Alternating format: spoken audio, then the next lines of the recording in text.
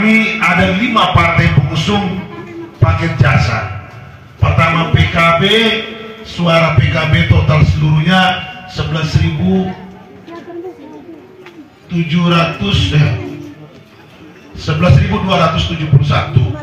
Partai Buruh 3.700, Partai PBB 1.663, Gelora 2.500 sekian, kemudian ditambah dengan Perindo 9.200 sekian, total 29.800 sekian. Perlu saya sampaikan bahwa isu berkembang dalam kurun waktu pasca Bapra pendaftaran bahwa paket jasa tidak lolos. Saya ditanya beberapa tokoh gambar apakah Pak Adi Jabar bisa maju atau tidak.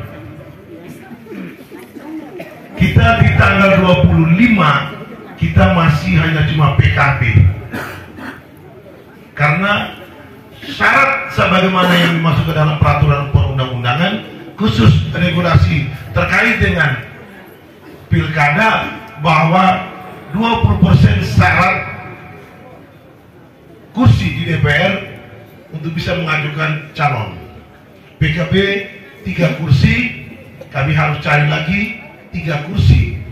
Kemudian Bapak Ibu sekalian, dalam perjalanan kita penuh dengan tantangan, penuh dengan cobaan, sehingga di tanggal 25 Agustus keputusan Mahkamah Konstitusi nomor 60 tahun 2024 merubah konstelasi politik secara nasional, di mana dalam amar putusan dia mengatakan bahwa total 250.000 jumlah penduduk yang terdaftar dalam pemilihan, maksudnya itu dalam DPT dikali 10%, dikali dari total suara sah hasil pemilu 2024 pemilu legislatif. Suara sah kita di pemilu legislatif Kabupaten Ende itu 155.997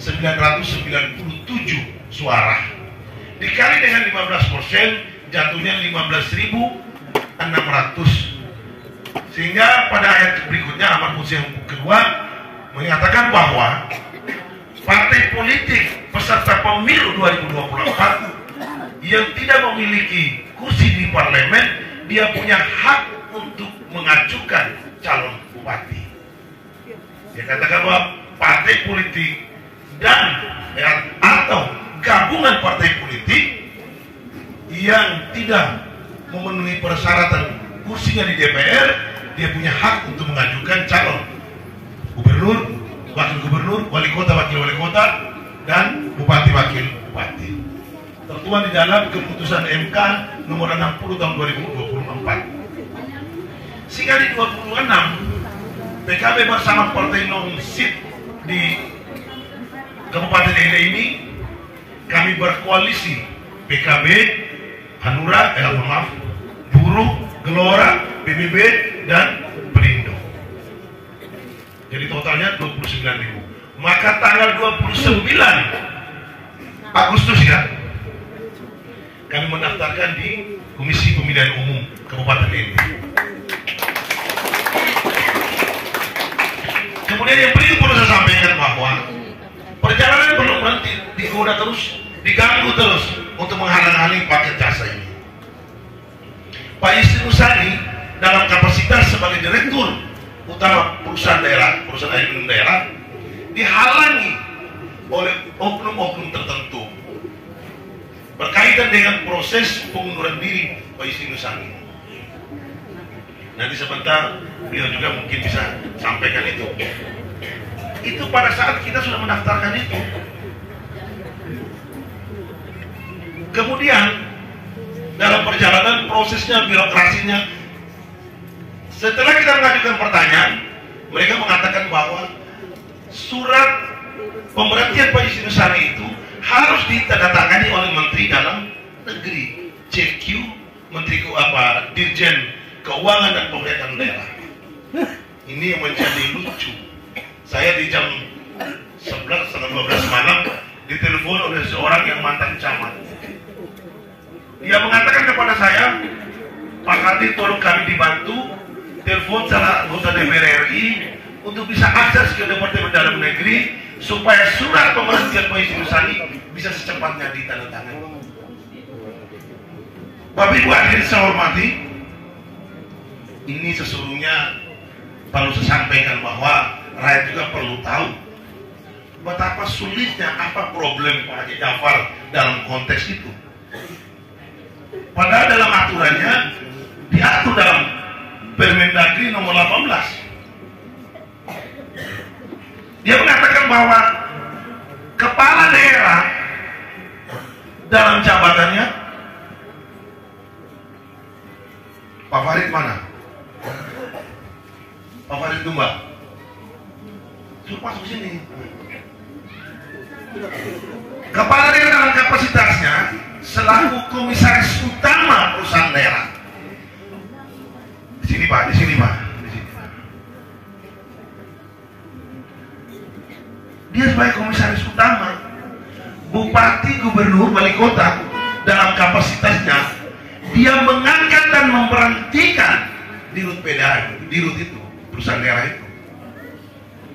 Untuk Kementerian Dalam Negeri itu dia sifatnya hanya melaporkan kepada Menteri Dalam Negeri, JQ, Dirjen Keuangan dan Pemerintahan Daerah, melaporkan kepada Menteri Dalam Negeri bahwa ada kekosongan di sini. Setelah itu, kepala daerah punya hak untuk mengangkat dan memberhentikan itu, karena dia dalam kapasitas sebagai komisaris utama atau pemegang saham terbesar di perusahaan daerah itu.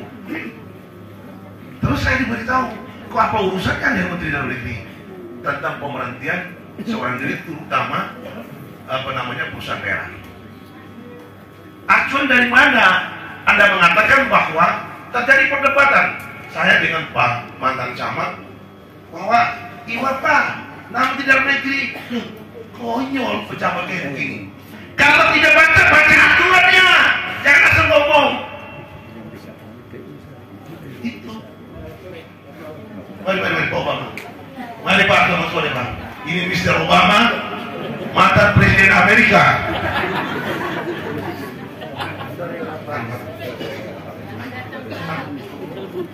Ayo Mr. Obama, masuk keluar dari daerah panas, masuk ke daerah dingin, jadi agak. Jadi oleh karena itu saya sampaikan kepada mereka bahwa aturannya itu bupati kepala daerah yang mengangkat dan memberhentikan dirut perusahaan daerah. Apakah itu perusahaan daerah yang itu? Pokoknya berkaitan dengan perusahaan daerah itu, kepala daerah yang punya kewenangan, bukan menteri. Menteri sudah menyerahkan kepada kepala daerah untuk mengangkat dan memberhentikan. Tapi pokoknya putar ke sini, putar ke sana. Jadi satu ketika rapat paripurna buka kami setelah dilantik. Setelah dilantik itu, saya tanya mana ASN 2-nya, mana ASN 3-nya bidang keuangan daerah, mana ASN 2 bidang pembangunan, mana sekdanya, suruh maju berdiri di depan. Mana pejabat bupati, panggil mereka suruh berdiri di depan. Ini saya harus sampaikan kepada masyarakat kita. Apa alasan Anda tidak menandatangani surat pemberhentian saudara Yustinus Sani sebagai direktur PDAM? Apa alasannya? Saya tidak boleh sekda membangun antasi tidak berbasis aturan. Tanya-tanya katanya menurutnya dan kemudian padahal menyebut salah aturannya. Ini persoalan.